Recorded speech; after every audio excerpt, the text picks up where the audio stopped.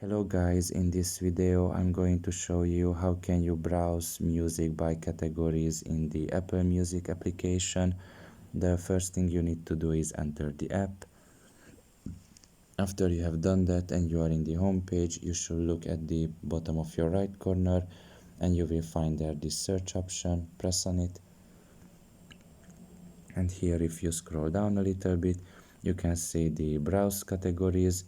For example, Apple Music Live, Charts, Chill, Hits, Sleep, and the others.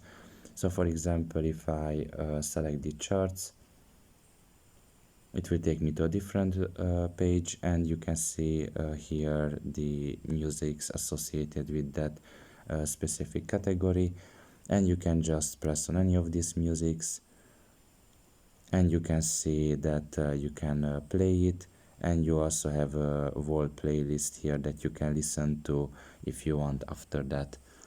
So yeah, pretty much this is all about it. I hope this video was helpful to you. Thank you for listening and see you next time. Bye bye.